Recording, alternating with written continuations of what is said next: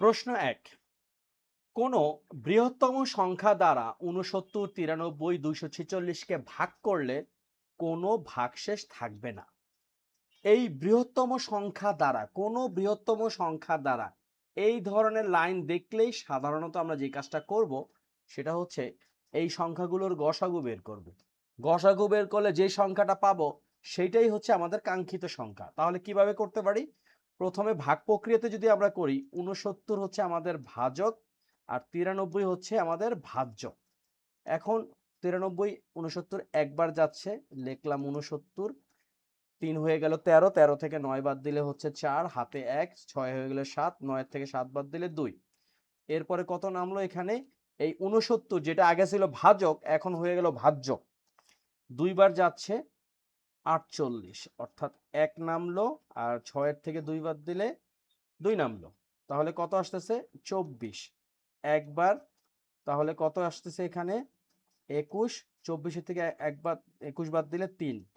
২১ কয়বার আসতেছে? ৩ সাতা ২১। এখানে আমরা কত পাইলাম? শেষ ভাজক ৩। এই ৩ দ্বারা ২৪৬ কে ভাগ করব। ২৪৬। যদি ভাগ করি ৩ দ্বারা, কতবার যাচ্ছে? ৩ ৮ ২৪। এই ৬ নেমে গেল, ৩ দোকানে ৬। অর্থাৎ আমরা যে বিষয়টা পাইলাম, অর্থাৎ শেষ ভাজক হচ্ছে ৩, আমাদের উত্তরও কিন্তু ৩।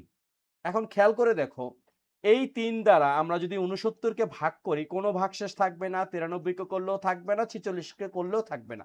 একটা টেস্ট করি, এই ৬৯ ভাগ ৩, ৩ দোকানে ৬, ৩ ৩ ৯ মানে ২৩। আবার ৯৩ কে যদি ৩ দ্বারা ভাগ করি তাহলে কত আসতেছে? ৩ ৩ ৯, ৩ ১ ৩ অর্থাৎ ৩১। আর ২৪৬ কে ৩ দ্বারা ভাগ করলে ৮২ আসে, সেটা তো বেরই হইল। তার মানে আমাদের উত্তর হচ্ছে ৩। আমরা ষষ্ঠ শ্রেণীতে সর্বোচ্চ এফোর্ট দিয়ে প্রত্যেকটা জিনিস বুঝে বুঝে অঙ্ক করার চেষ্টা করব। তাহলে কোনো সময় কোনো ক্লাসেই অঙ্ক নিয়ে আমাদের কোনো সমস্যা থাকবে না। ১ নাম্বার শেষ। এখন আমরা করব ২ নাম্বার। ২ নম্বরের প্রশ্নে লেখা আছে, কোন বৃহত্তম সংখ্যা দ্বারা ১০০ এবং ১৮৪ কে ভাগ করলে প্রত্যেকবার ভাগশেষ ৪ থাকবে? তো এখানে এটা একটা ইন্টারেস্টিং বিষয়। আমরা যে কাজটা করতে পারি, যেহেতু এমন একটা সংখ্যা দ্বারা ভাগ করলে ভাগশেষ ৪ থাকবে, তাহলে প্রথমে আমরা ৪ কে বাদ দিই। তাহলে থাকতেছে ৯৬। আর এদিকে ১৮৪ কে যদি ৪ দ্বারা ভাগ করি পাবো হচ্ছে ১৮০। এখন এই ৯৬ এবং ৮০ কে এমন সংখ্যা দ্বারা ভাগ করতে হবে যাতে ভাগশেষ আর থাকে না। ভাগশেষ না থাকা মানেই কিন্তু ৪ ভাগশেষ থাকা ১০০ এবং ৮৪ ক্ষেত্রে, তাই তো? তাহলে আমরা যে কাজটা করতে পারি, এই ধরনের ক্ষেত্রে কোনো বৃহত্তম সংখ্যা দ্বারা কোনো সংখ্যাকে ভাগ করলে ভাগশেষ এত থাকবে বা থাকবে না, এই ক্ষেত্রে যে কাজটা করতে হয় সেটা হচ্ছে গসাগু। ৯৬ কে ১৮০ দ্বারা যদি আমরা ভাগ করি, একবার যাচ্ছে এই ৯৬, ১০ এর থেকে ৬ বাদ দিলে ৪, ৯ হয়ে গেলে ১০, ১৮ থেকে ১০ বাদ দিলে ৮।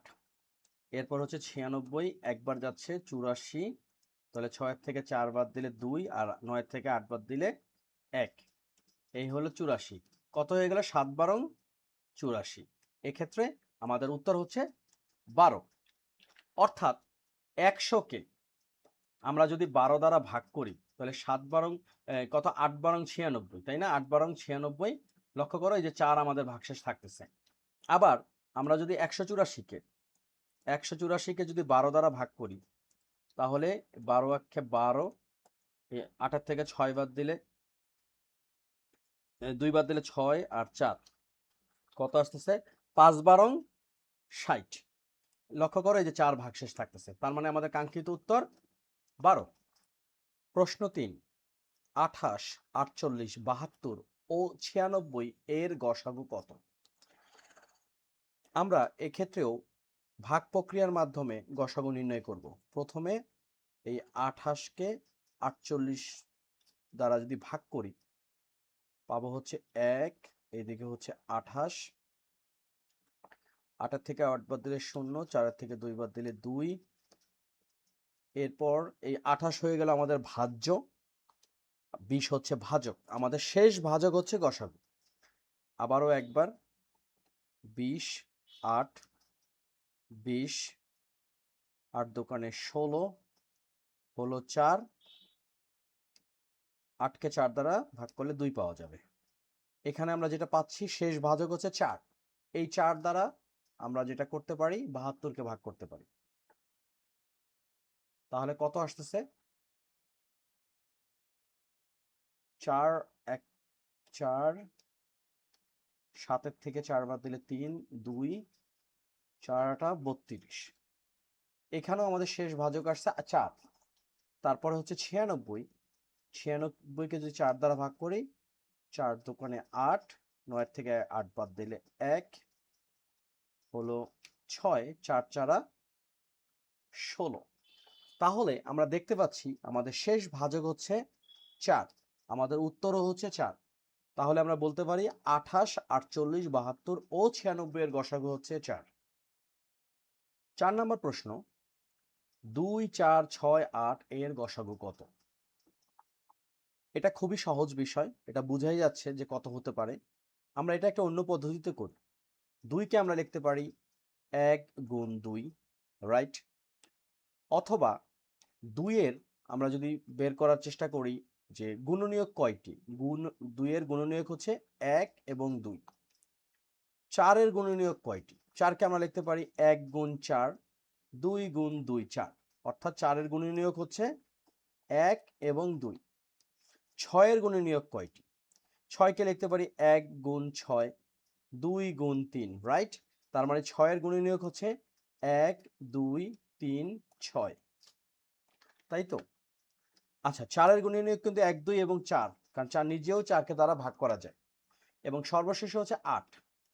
8 এর গুণনীয়ক কি কি? 8কে আমরা 1 দ্বারা ভাগ করলে 8 1 8, তারপর 4 দোকানে 8। তার মানে কি কি পাচ্ছি আমরা? 1 পাচ্ছি, 2 পাচ্ছি, 4 পাচ্ছি, 8 পাচ্ছি। এখন এখানে সবচেয়ে কমন গুণনীয়ক কোনটা আছে? লক্ষ্য করো, কমন গুণনীয়ক কিন্তু এখানে যেমন 2 আছে, এখানে আছে 2, 4 এর ক্ষেত্রেও 2 আছে, 6 এর ক্ষেত্রেও 2 আছে এবং 8 এর ক্ষেত্রেও 2 আছে। সুতরাং আমাদের গসাগু হচ্ছে 2। আমরা এটা কিসের মাধ্যমে করলাম? গুণনীয়কের মাধ্যমে গসাগু নির্ণয় করলাম। কিন্তু আমরা যদি এটা ভাগ প্রক্রিয়ায় করতাম তাহলে শুরুতে কি করতাম? 2কে 2 দ্বারা 4কে ভাগ করতাম, অর্থাৎ 2 দোকানে 4। আমাদের শেষ ভাজক হইল কত? 2। আবারও 2 দ্বারা করতাম কি?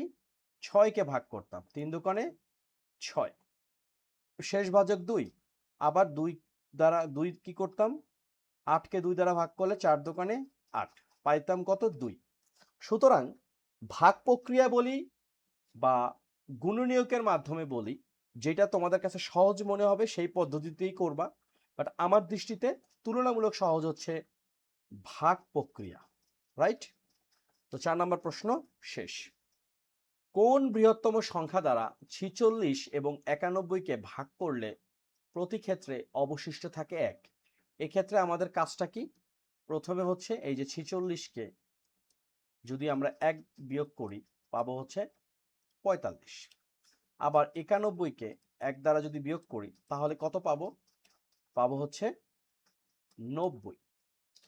এখন আমাদের কাজটা কি? কাজটা হচ্ছে কোন বৃহত্তম সংখ্যা। এক্ষেত্রে আমরা জানি এই যে সংখ্যা দুইটা আছে 45 এবং 90 এর গসাগুই হবে আমাদের ওই বৃহত্তম সংখ্যা। অর্থাৎ 90কে যদি আমরা 45 দ্বারা ভাগ করি তাহলে কত পাবো?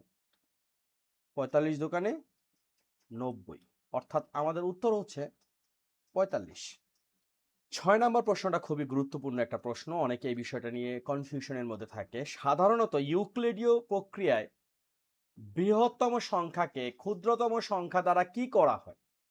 দেখো, আমরা যদি একটা লসাগু নির্ণয় করি, যেমন 5, 25, 30, ইউক্লিডীয় পদ্ধতিতে কি করি?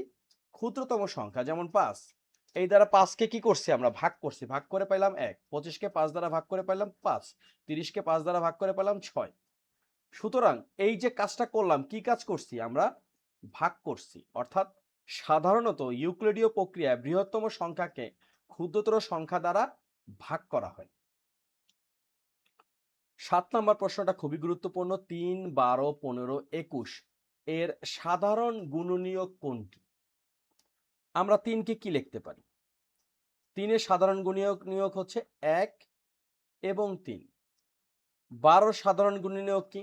12কে আমরা 1 দ্বারা ভাগ করতে পারি, 12কে 2 দ্বারা ভাগ করতে পারি, 12কে 3 দ্বারা ভাগ করতে পারি, 12কে 4 দ্বারা ভাগ করতে পারি, 5 দ্বারা পারবো না, 6 দ্বারা পারবো।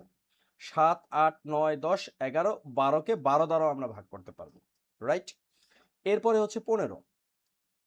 15 ক্ষেত্রে কি? 15কে আমরা 1 দ্বারা ভাগ করতে পারবো, 15কে 3 দ্বারা পারবো, 15কে 5 দ্বারা পারবো, 15কে 15 দ্বারা পারবো। ফাইনালি হচ্ছে 21। 21কে আমরা 1 দ্বারা পারবো, 2 দ্বারা পারবো না, 3 দ্বারা পারবো কারণ 3 7 21, 4 5 6 7 দ্বারা পারবো কারণ 3 7 তো 21 বললামই। তারপর 8 9 10 11 হবে না, শেষে গিয়ে হবে 21। তাহলে আমরা যেটা বলতে পারি যে এর সাধারণ গুণনীয়ক কি? সাধারণ গুণনীয়ক মানে কি? প্রত্যেকটাতে যেই জিনিসটা আছে। তাহলে আমরা প্রথম কথা হচ্ছে 1 তো সব জায়গায় থাকবেই। এছাড়া যেই জিনিসটা সব জায়গায় আছে, এই যে 3 3 3 3, সুতরাং 3 12 15 21 এর সাধারণ গুণনীয়ক খ, অর্থাৎ 3। 7 নম্বর প্রশ্নে লেখা আছে নিচের কোন দুটি সংখ্যার গসাগু 11? আচ্ছা, প্রথমে আমরা একটা সহজ কাজ করতে পারি, র্যান্ডমলি প্রত্যেকটাকে ক্যালকুলেটরের মাধ্যমে আমরা ভাগ করে দেখি। 105কে যদি আমরা 11 দ্বারা ভাগ করি তাহলে একটা ফ্র্যাকশন আসতেছে, তার মানে এটা 11 দ্বারা ভাগও যাবে না, মানে গসাগু তো হবেই না। মূল বিষয় হলো যেই দুইটা সংখ্যা গসাগু 11, ওই দুইটা সংখ্যাকে কিন্তু 11 দ্বারা ভাগ করা যাবে। আবার আরেকটা বিষয় হচ্ছে যেটা আমি তোমাদেরকে হাতে কলমে দেখাবো। এরপর এটা কি 88, 88 11 দ্বারা ভাগ যাবে।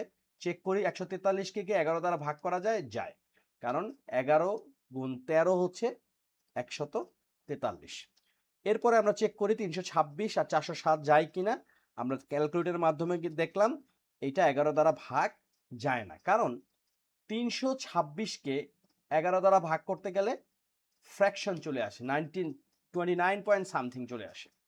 এরপর 896 এবং 795ও 11 দ্বারা ভাগ যায় না, কারণ 895কে 11 দ্বারা ভাগ করতে গেলে আসতেছে একটা ফ্র্যাকশন, সেটা হচ্ছে 81 পয়েন্ট সামথিং। এখন লক্ষ্য করো এই যে 88, 88কে আমরা যদি বিশ্লেষণ করি, 88কে যদি 2 দ্বারা ভাগ করি কি পাবো? 44। তাকে 2 দ্বারা ভাগ করলে পাবো 22, তাকে 2 দ্বারা ভাগ করলে পাবো 11। অর্থাৎ 2 গুণ 2 গুণ 2 গুণ 11 হচ্ছে আমাদের প্রাইম ফ্যাক্টরাইজেশন অফ 88। অর্থাৎ মৌলিক গুণনীয়কে যদি 88কে বিশ্লেষণ করি তাহলে 2 গুণ 2 গুণ 2 গুণ 11 পাবো। এখন 143 এর ক্ষেত্রে কি দাঁড়াচ্ছে একটু দেখি। যেহেতু 11 দ্বারা ভাগ যাবে, তার মানে আমরা সরাসরি যদি আগে 143কে 11 দ্বারা ভাগ করি পাবো হচ্ছে 13। অর্থাৎ আমরা লিখতে পারি 11 গুণ 13। খেয়াল করে দেখো 88 এবং 143-এর মধ্যে কমন হচ্ছে 11, সুতরাং যেটা কমন সেটাই তো গসাগু। তার মানে আমাদের উত্তর হচ্ছে 88 এবং 143। আজকের পর্বের শেষ অংশটুকু আমরা শুরু করতে যাচ্ছি। এখানে লেখা আছে 525, 495, 570 তিনটি সংখ্যা। প্রথম প্রশ্ন, তৃতীয় সংখ্যাটির মৌলিক উৎপাদক কয়টি? তৃতীয় সংখ্যা বলতে 570। আমরা একটু কাজ করি, 570কে যদি 2 দ্বারা ভাগ করি, কারণ 2 একটা মৌলিক সংখ্যা এবং সবচেয়ে ছোট মৌলিক সংখ্যা, তাহলে কত আসতেছে? 570 ডিভাইড 2, আমরা পাচ্ছি 285।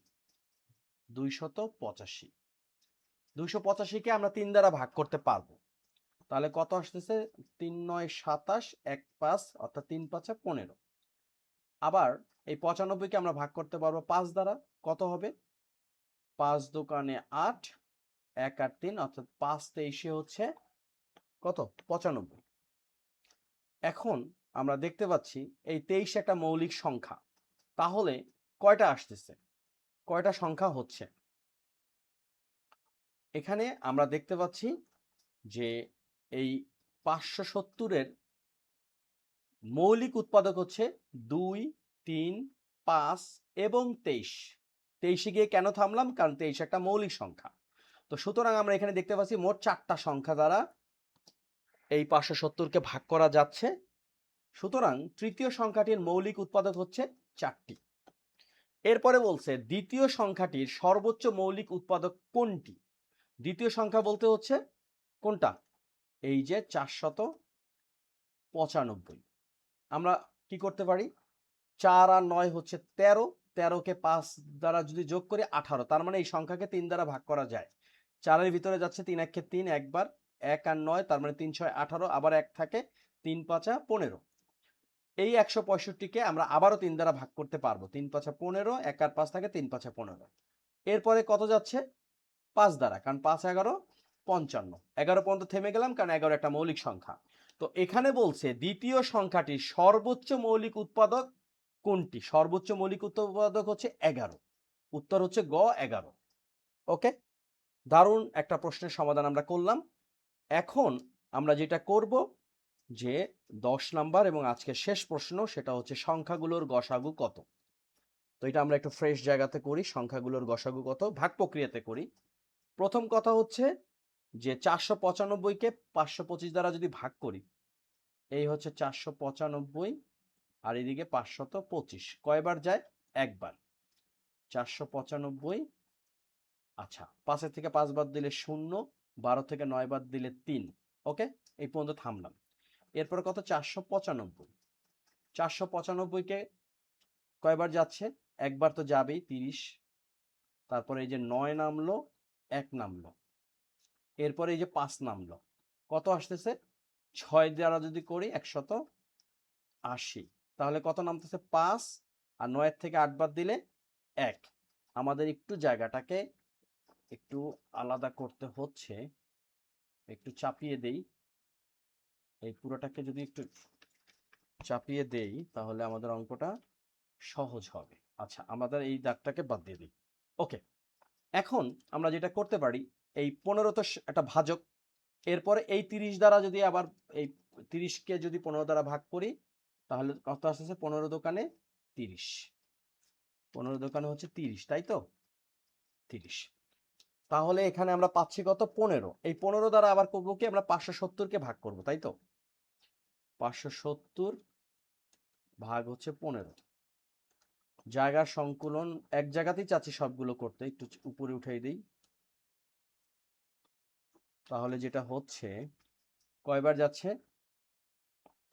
এখানে আছে 57, তাই তো? তার মানে 3 15 45। এই 7 থেকে 5 বাদ দিলে 2, 1 নামলো, 0 নামলো, তাই তো? 120। এই 120কে আমরা এখন কি করব? এখানে 120-এর ভিতরে আবার কয়বার যাচ্ছে? যদি 4 দেই, আসছে 60। 120কে 15 দ্বারা যদি ভাগ করি, 120 ভাগ হচ্ছে 15, তাহলে আসতেছে 8 বার, তাই তো? ডাইরেক্ট 8 দিয়ে দিই, 120 হয়ে গেল। সুতরাং আমাদের গসাগু হচ্ছে খ নাম্বার 15। তো এই ছিল আজকের ভিডিও, যেখানে আমরা লসাগু গসাগু উপরে অনুশীলনী 1.3 থেকে 10টা ছোট প্রশ্ন বা বলতে পারি এমসিকিউ প্রশ্ন সমাধান করার চেষ্টা করলাম। এই প্রশ্নগুলো অনেকভাবে আসতে পারে, যেমন আমাদের ফিল ইন দ্য ব্ল্যাঙ্ক থাকতে পারে, এমসিকিউ থাকতে পারে, শর্ট কোশ্চেন হিসেবে থাকতে পারে, এবং 3টা প্রশ্ন মিলিয়ে একটা সিকিউ বানাতে পারে। তো যেভাবেই থাকুক, আমাদের তো ছোট ছোট ভাবেই জানতে হবে। তো আজকের ভিডিওটা এই পর্যন্তই। ভিডিওটা যদি তোমাদের কাজে লাগে, প্লিজ সাবস্ক্রাইব করবে এই চ্যানেল, সেটা হচ্ছে সাদেক্স। আর নতুন নতুন কি ধরনের ভিডিও আনতে পারি সেই বিষয়টাও আমার সাথে শেয়ার করতে পারো। তো আজকে এই পর্যন্তই। তোমরা সবাই ভালো থাকো, সুস্থ থাকো। আল্লাহ হাফেজ।